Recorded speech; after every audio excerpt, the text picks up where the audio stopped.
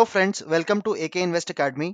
आज की वीडियो में हम बात करेंगे आईटीबीज ईटीएफ के ऊपर, जो कि काफ़ी अच्छे 25% डिस्काउंट पर अवेलेबल है अपने जैन 2022 के हाई से। तो आइए शुरू करते हैं आज की वीडियो। आईटीबीज एक ऐसा ईटीएफ है जो निफ्टी आईटी इंडेक्स को ट्रैक करता है। 100th ऑफ द इंडेक्स के बराबर है। Top 10 IT companies of India इसका पार्ट है, जिसमें से इन्फोसिस एंड टीसीएस ये दोनों कंपनीज अकेले ही 50% की वेटेज रखती हैं। बाकी 8 कंपनीज मिलके 50% बनाती हैं। सेक्टोरल इंडेक्स है तो ऑब्वियसली ज़्यादा वॉलेटाइल है in comparison to Nifty 50 index, जो कि एक ब्रॉड मार्केट बेस्ड इंडेक्स है। Highly sensitive index in response to global developments. But इस इंडेक्स ने काफ़ी अंडर परफॉर्म किया है निफ्टी को, ओवरऑल मार्केट को, इन लास्ट 1.5 ईयर्स। इस डाउन ट्रेंड के बावजूद भी काफ़ी स्विंग ट्रेड अपॉर्चुनिटीज दिखी हैं इस ईटीएफ में पिछले 1.5 साल में। एक और जो एडवांटेज है इस ईटीएफ की इस टाइम पे, इवन लॉन्ग टर्म इन्वेस्टिंग के लिए, कि काफ़ी अट्रैक्टिव पी रेशियो पर अवेलेबल है ये index and in turn ETF at an attractive level of even 25, जहां पे इस आईटी इंडेक्स ने जैन 2022 में 40 का हाई बनाया था पीई पर। वो अभी करंटली 25 पर है, एंड अगर हम long term averages of PE की बात करेंगे तो उस हिसाब से भी काफ़ी रीजनेबल वैल्यूएशन पर है। आइए देखते हैं चार्ट्स पर कि क्या कर रहा है ये इंडेक्स एंड कैसे हमारी क्या स्ट्रैटेजी हो सकती है इस ईटीएफ में अपनी कोई भी स्विंग या पोजिशनल ट्रेडिंग इनिशिएट करने के लिए।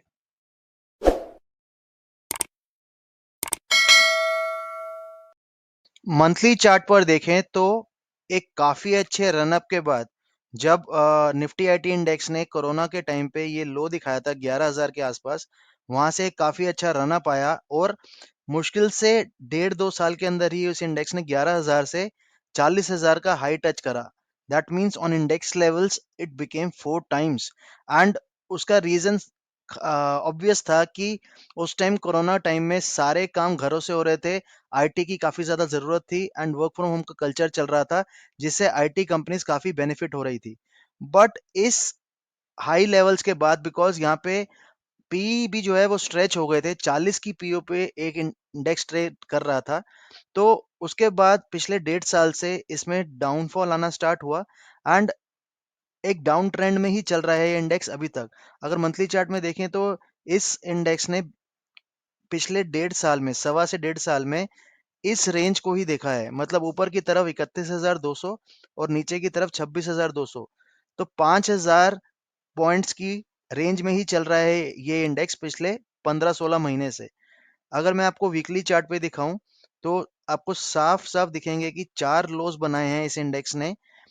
एक बार, पहली बार ये लो बना जो कि जून 2022 में बना। फिर जुलाई 2022 में उसी लेवल के आसपास फिर से लो बना। फिर उसके बाद सितंबर 2022 में फिर से उन्हीं लेवल्स के आसपास लो बना।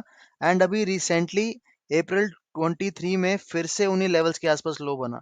एंड ऊपर जाने की कोशिश करी इस इंडेक्स ने, एक बार यहाँ पे, फिर यहाँ पे, फिर यहाँ पे, फिर यहाँ पे, बट रेजिस्टेंस फेस करना पड़ा इस इंडेक्स को। पहली बार तो 30,500 के आसपास एंड इन दोनों बार पे 31,200 के आसपास। अभी ये इंडेक्स फिर से चलना स्टार्ट हुआ है एंड नीचे से अगर देखें तो 26,200 का लो बनाकर ये इंडेक्स अभी 28,900 पर है। तो अगर मैं आपको कैलकुलेट करके बताऊं तो ये इंडेक्स 28,900 और नीचे 26,200 से चला था।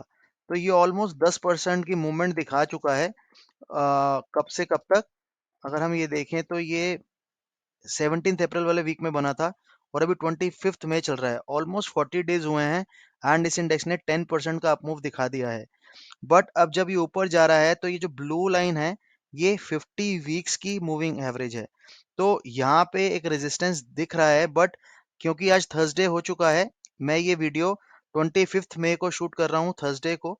तो यहाँ पे इसने आज तो क्लोजिंग ऊपर दी है इस ब्लू लाइन से। अब कल देखते हैं कि फ्राइडे को मार्केट इससे ऊपर क्लोज हो पाती है या नहीं। अगर हम डेली चार्ट पर देखें तो ये इंडेक्स अभी जो स्ट्रगल कर रहा है वो 200 दिन की मूविंग एवरेज पे कर रहा है। यहाँ पर एक बड़ी कैंडल बनी, अगले दिन फिर से एक रेड कैंडल बनी एंड कल भी रेजिस्टेंस आया और आज फिर से यहाँ पे एक हैमर टाइप छोटी सी हैमर बनी है। तो इंडेक्स कोशिश तो कर रहा है, एक बड़ी कैंडल के बाद थोड़ा कंसोलिडेट करता है एंड ऊपर जाने की कोशिश तो कर रहा है। एंड ऑब्वियसली काफी बीटन डाउन भी है, पिछले 1.5 साल से अंडर परफॉर्म कर रहा है। तो ऊपर जाने की स्कोप तो काफी है इसमें। बट क्योंकि ये इंडेक्स ग्लोबल मार्केट से भी ज्यादा लिंक्ड है, तो यूएस की मार्केट और वहां पे नैस्डैक एंड वहां की आईटी कंपनीज कैसा करती हैं एंड ओवरऑल वहां की मार्केट कैसे करती है, उस पर भी काफी डिपेंडेंट है ये इंडेक्स। तो आने वाले टाइम में मुझे तो लग रहा है कि अगले 1 से 2 महीने में ये 31,200 का लेवल बड़े आराम से देख पाएगा। एंड इस बार अगर ये लेवल क्रॉस होता है तो काफी अच्छी अपॉर्चुनिटी बन सकती है ऊपर की तरफ। तो क्या स्ट्रैटेजी हो सकती है हम सब लोगों की अभी इस इंडेक्स में? अगर आप इस इंडेक्स में इन्वेस्ट करना चाहते हैं तो ऑब्वियसली आप आईटीबीज ईटीएफ को यूज करेंगे। अ, आप करंट लेवल्स पर ही एक अमाउंट ऑफ मनी डिप्लॉय कर सकते हैं। अब मैं आपको समझाऊं तो इस तरीके से समझा सकता हूं। मानिए आपकी टोटल कैपिटल, मैं आपको एक्सेल में ही करके बताता हूं एक बार। अगर आपके पास 1 लाख की पूरी कैपिटल है तो करंट लेवल्स पर मेरी अकॉर्डिंग आपको 30,000 डिप्लॉय कर देना चाहिए। एंड बाकी 70,000 को यहाँ से अगर 5% की करेक्शन आती है इंडेक्स में, तो पहले 5% की करेक्शन में आप नेक्स्ट 40,000 डिप्लॉय कर सकते हैं। एंड अगली 5% की और की करेक्शन में आप 30,000 डिप्लॉय कर सकते हैं। तो ऐसे आपका 1 लाख डिप्लॉय हो जाएगा। एंड मुझे नहीं लगता, seeing the current trend and जो पिछले 1.5 साल में नीचे के लेवल्स पे सपोर्ट मिले हैं इस इंडेक्स को, कि 26,200 के नीचे जाना चाहिए ये इंडेक्स। अब अगर मार्केट ही खराब हो जाती है या आईटी स्टॉक्स ही सारे खराब करने लगते हैं, ये ओवरऑल ग्लोबल सिनेरियो बिगड़ता है तो कुछ भी हो सकता है। But technically and seeing the past trend in last 1.5 year, लगता नहीं कि इसको तोड़ेगा। तो आप अभी करंट लेवल्स पे 28,900 के इंडेक्स पे अगर हम आईटी 20 को देखें तो हमें पता चलेगा कि वो क्या चल रहा है। आईटी 20 को ही देख लेते हैं एक बार। अ,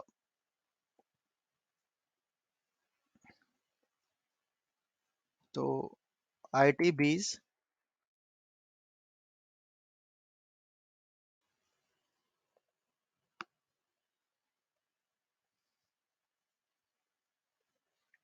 अगर हम करंटली देखें तो 30 रुपये 20 पैसे पर चल रहा है ये टीएफ, 30 रुपीज 20 पैसे।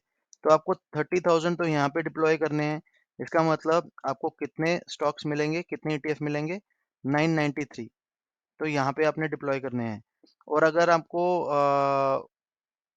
यहाँ से 5% की करेक्शन आती है इंटू 0.95, तो 28.69 पे आपको 40,000 डिप्लॉय करने हैं। यहाँ पे आपको ईटीएफ मिलेंगे 1394। और अगर यहाँ से और 5% की करेक्शन आती है तो यहाँ पे आपको 1100 एक शेयर या ईटीएफ और खरीदने हैं। तो इस तरह से आपको अपनी बाइंग करनी है। इस तरीके से क्या होगा, अब दो स्ट्रैटेजी हो सकते हैं आपकी सेल करने में। या तो आप इसको टोटल कर लीजिए, क्वांटिटी को भी और अपने इन्वेस्टमेंट को भी। अगर मैं इन्वेस्टमेंट निकालूं तो 30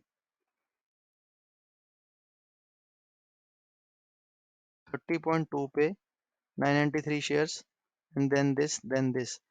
अगर हम टोटल देखें तो कितना डिप्लॉय हुआ, 99,990.77। अगर मैं इसकी ओवरऑल एवरेज देखूं तो ये 28.67 है। तो 28.67 की आपकी ओवरऑल एवरेज बन जाएगी। आप इसको इकट्ठा सेल कर सकते हैं। या एक और तरीका ये हो सकता है, अगर आप रेगुलर इनकम बनी रहे उस पर जाना चाहते हैं, तो हर जो बाइंग है आपकी, 30.20 की पहली बाइंग है, 27.25 की दूसरी बाइंग है, हर एक बाइंग को 5% के प्रॉफिट पे बुक करते जाइए। जैसे 27.25 वाली क्वांटिटी को आप 28.61 पे सेल कर दीजिए। और इस वाली क्वांटिटी को आप 30.12 पे सेल कर दीजिए। और जो यहाँ पे आपने सबसे महंगी वाली क्वांटिटी खरीदी है उसको आप 31.71 पे सेल कर दीजिए। तो आप अलग-अलग स्टैगर्ड सेलिंग भी कर सकते हैं, हर एक लेवल की अलग-अलग सेलिंग, या ओवरऑल इसकी एवरेज निकाल के ओवरऑल सेलिंग भी कर सकते हैं। वो आपकी अपनी स्ट्रैटेजी है कि आप क्या डिप्लॉय करना चाहते हैं। बट पिछले 7-8 महीने में ही मैं देखूँ तो इसमें 5-6 अच्छी स्विंग ट्रेड अपॉर्चुनिटीज़ बनी हैं। अभी फिर से एक अपॉर्चुनिटी बन सकती है, बिकॉज़ मुझे ऐसा लग रहा है कि ₹30.20 पर ये ईटीएफ रुकेगा नहीं। 32 से 33 तक का लेवल आराम से दिखा सकता है यहाँ से अगले 1 से 2 महीने में। एंड अगर यहाँ से करेक्शन आती भी है, तो मैंने आपको करेक्शन के लेवल्स पर बाइंग लेवल्स दे दिए हैं कि कहाँ पे आप बाइंग कर सकते हैं। अगर आप 5% को फॉलो नहीं करना चाहते तो 4% को कर सकते हैं, 3% को कर सकते हैं। But being a sectoral index 4 से 5% की करेक्शन जायज़ है इसमें। अगर ये निफ्टी 20 होता तो मैं 2 से 3% के करेक्शन पे आपको इन्वेस्टमेंट करने के लिए बोलता। बट क्योंकि एक सेक्टोरल इंडेक्स है तो इसमें डाउनफॉल और ऊपर की मूवमेंट वॉलेटिलिटी थोड़ी ज़्यादा रहती है। तो आप इसको अकॉर्डिंगली 4 से 5% की करेक्शन पर ही बाय कीजिए। एंड सेलिंग का तरीका भी मैंने आपको बता दिया है। होप हमारे कंटिन्यूड एफर्ट से आपको काफ़ी कुछ सीखने को मिल रहा है। अगर ऐसा है तो प्लीज़ इस वीडियो को ज़्यादा से ज़्यादा लाइक एंड शेयर कीजिए।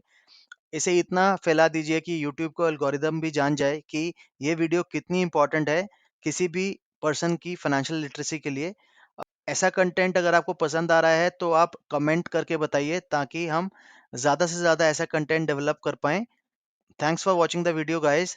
This is Amanpreet signing off. Take care, bye bye.